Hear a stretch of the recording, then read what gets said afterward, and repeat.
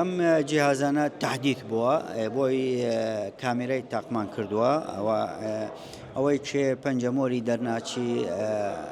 توانی تحویلە بێ بۆ هین بۆ کامێرا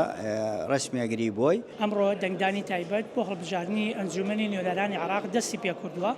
لە سەرجەم بنکەکانی شاری کەرکووک و تەواوی پارێزگاکانی عراق ئامێرەکانی دەنگدان کە پێشووتە تەنها پەنجەمۆری خوێندەوە ئێستا ڕوخساریشی خوێنێتەوە لە ئەمە باس لەوە بکەم لە هەندێک شوێنەوە بەڵاوکراتە گوایە ئامێریکی نوێ هاتووە ئەو ئامێرە کۆنەکان لابراوە و ئامێریکی نوێ بەکارهێنراوە من ئەمێ باس ئەو وردەکارێک ئەو ئامێرە نەگۆڕاوە تەنها ئامێرە کۆنەکان و تەنها یەک پارچێکی بۆ زیاد کراوە کە ئەو پارچێش تەنها ڕوخسارە خوێنێتەوە بە زانیاری زیاتر ئەمێ بچمە لای علی عباس بەرپرسی ڕاگەاندنی کۆمیسیۆنی باڵای سەربەخۆی هەڵبژاردنەکان مامۆستا عەلیەم کاتت باش حیاتم سەرچاوم بکرێت باسی ئەوەمان بۆ بکەی ئەم ئامێرە تازانە ئەم جیهازە تازانە چی تیا گۆڕاوە؟ بەڵێ ئەم جیهازانە تهدید بووە بۆی کامێرەی تاقمان کردووە ئەوەی چێ پەنجەمۆری دەرناچی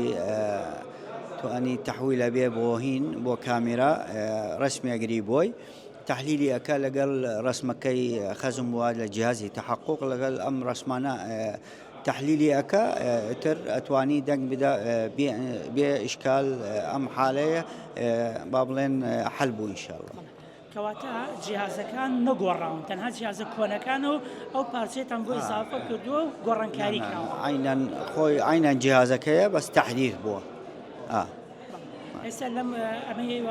تازە بەکارتان هێنراوە تاقی کراوەتەوە پێشووتر تەجروبەتان کردووە؟ ئەکید ئێمە چوار عملی محاکاتمان کردووە با بڵێن تێست ئەم جیهازانە چوار جار تێستمان کردووە ئەی ئیشکالی تیای نییە هەمووی محەسەنە چوار جار انتخابی تەجریبیمان کردووە دوای ئەمە با بڵێن پێنجەمین انتخابە ئینشاءالله ئەوش دیارە بێ ئەم جیهازانە ناجحن ئەی ئیشکالی تیای نییە. ئەم ئامێری و ئەم پارچێکی ئێستا بۆتان زیاد کردووە تەنها ڕوخسارەکە خوێنێتەوە دروستکراوی چ وڵاتێکە؟ ئەوە ئینتاجی کۆریە خۆی ئەم جیهازانە بە دەولەی کۆریا ئینتاج بووە.